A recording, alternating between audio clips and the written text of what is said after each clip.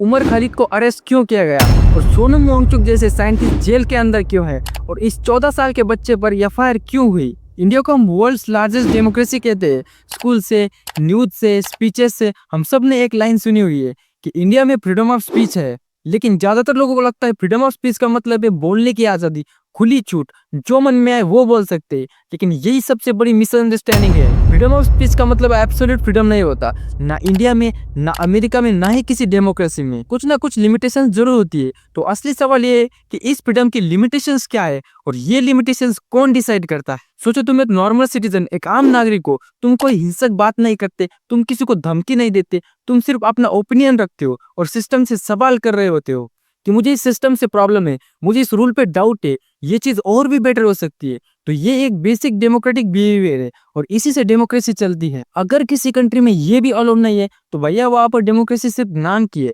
इसीलिए freedom of speech को democracy का ऑक्सीजन कहा जाता है। हमारे यहाँ गवर्नमेंट कहती है you have freedom of speech, आपको बोलने का अधिकार है। लेकिन आम जनता सोचती है कि ठीक है, लेकिन कितना अधिकार है? क्या मैं सिस्टम पे सवाल उठा सकता हूँ? क्या मैं गवर्नमेंट को क्रिटिसाइज कर सकता हूँ?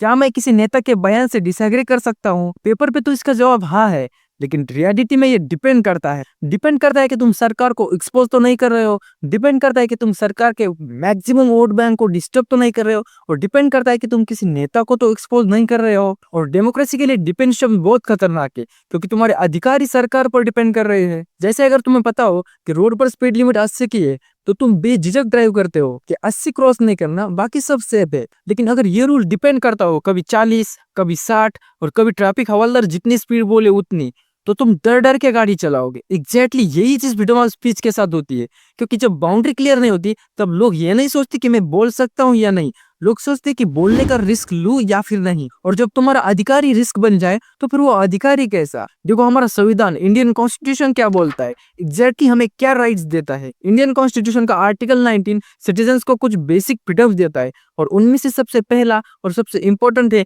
Article 19(1)(a)। All citizen shall have the right to freedom of speech and expression. ये सुनने में बहुत सिंपल लगता है, लेकिन इसका मीनिंग बहुत बड़ा है। अपना ओपिनियन रखना, डिसएग्री करना, क्रिटिसाइज करना, क्वेश्चन करना, लिखना, बोलना, सिंबल, कार्टून, आर्ट्स, मीम्स के थ्रू एक्सप्रेस करना। मतलब फ्रीडम ऑफ स्पीच सिर्फ बोलने तक लिमिटेड नहीं है। एक्सप्रेशन का मतलब है हर वो तरीका जिससे अपना थॉट सोसाइटी तक पहुंचा सको। इस राइट का ओरिजिनल पर्पस था गवर्नमेंट को अकाउंटेबल रखना, अथॉरिटी को क्वेश्चन करना, मेजोरिटी से डिसएग्री करना और अनपॉपुलर ओपिनियंस को भी स्पेस देना। जैसे मुझे लगता है सरकार की इस पॉलिसी में कोई गड़बड़ है, तो इस स्टेटमेंट में ना कोई थ्रेट है, ना कोई वायलेंस है, इसमें सिर्फ क्रिटिसिज्म है। आर्टिकल 19(1)(a) के हिसाब से ये फुल्ली प्रोटेक्टेड स्पीच होनी चाहिए, क्योंकि डेमोक्रेसी का मतलब ही है सिटीजन्स पावर को क्वेश्चन करे। क्योंकि अगर सिटीजन क्वेश्चन नहीं करेगा तो पावर ब्लाइंड हो जाती है। लेकिन यही पर एक ट्विस्ट आता है, आर्टिकल 19(1) के बाद सीधा आता है आर्टिकल 19(2), और यही से फ्रीडम कॉम्प्लिकेटेड बन जाती है। आर्टिकल 19(2) बोलता है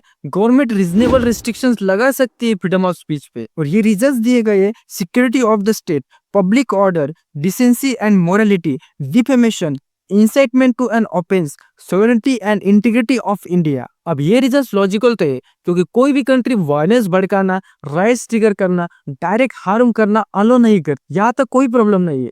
प्रॉब्लम यहाँ से स्टार्ट होती है कि रीजनेबल रेस्ट्रिक्शन का मतलब क्या है।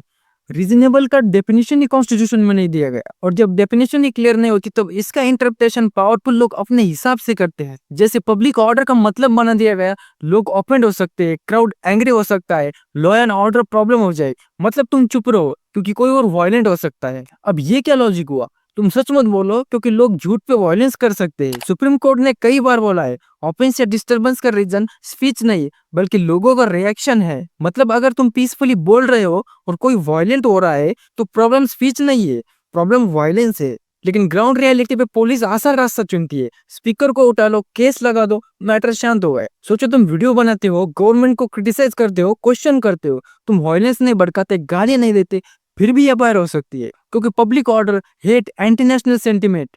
क्यों?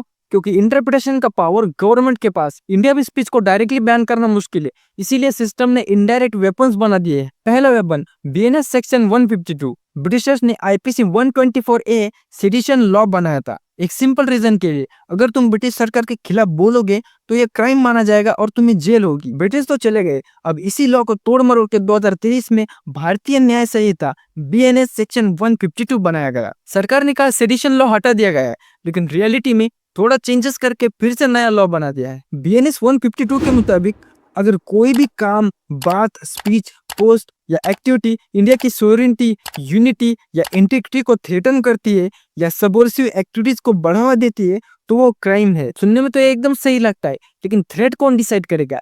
यूनिटी की डेफिनेशन क्या है और सबवर्सिव का मतलब क्या है? और इसका इंटरप्रिटेशन पुलिस के हाथ में है, मतलब वो जैसा चाहे वैसा इसका इस्तेमाल कर सकते हैं।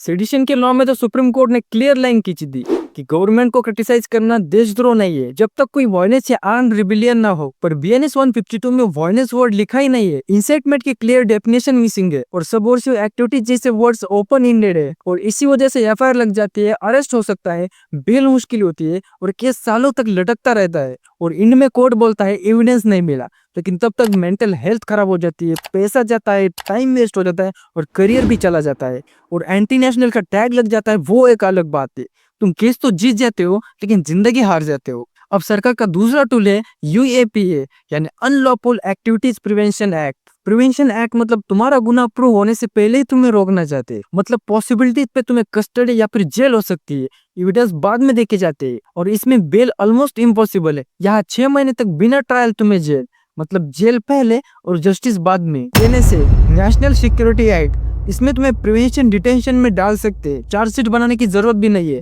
और लॉयर मिलना भी लिमिटेड है, सिर्फ एक रीजन काफी है, फ्यूचर में प्रॉब्लम हो सकती है, मतलब तुमने कुछ किया नहीं लेकिन फ्यूचर में कर सकते हो, इसलिए तुम्हें जेल। सोनम वांगचुक को भी NSA के तहत गिरफ्तार किया है। सोनम वांगचुक IIT ग्रेजुएट है, एजुकेशनल रिफॉर्मर है, लद्दाख के इश्यूज पर बोलते हैं, उन्होंने हंगर स्ट्राइक किया, नॉन वायलेंट प्रोटेस्ट किया, फिर भी उनके ऊपर NSA लगा दिया गया। इसीलिए लोग सोचते हैं कि सच बोलने से अच्छा ही चुप रहना। अब ये मत सोचना कि ये सिर्फ एक्टिविस्ट के साथ होता है, आज के टाइम में YouTuber, Instagram creator, meme page admin, journalist, college student, scientist और आम आदमी सब वल्नरेबल हैं। बस एक पोस्ट, एक रील, एक ट्वीट या एक आवाज और फिर FIR। तो फिर इंडिया में क्या सच में फ्रीडम ऑफ स्पीच जिंदा है या नहीं? तो इसका जवाब हाँ या ना में नहीं है, क्योंकि कॉन्स्टिट्यूशन में फ्रीडम जिंदा है, कोर्ट जजमेंट्स में जिंदा है, पेपर पर जिंदा है, लेकिन रियलिटी में डर के साथ जिंदा है, कंडीशंस के साथ जिंदा है और सिस्टम के हिसाब से जिंदा है। एक बात बोलना चाहूंगा, इंडिया में फ्रीडम ऑफ स्पीच अभी मरा नहीं है,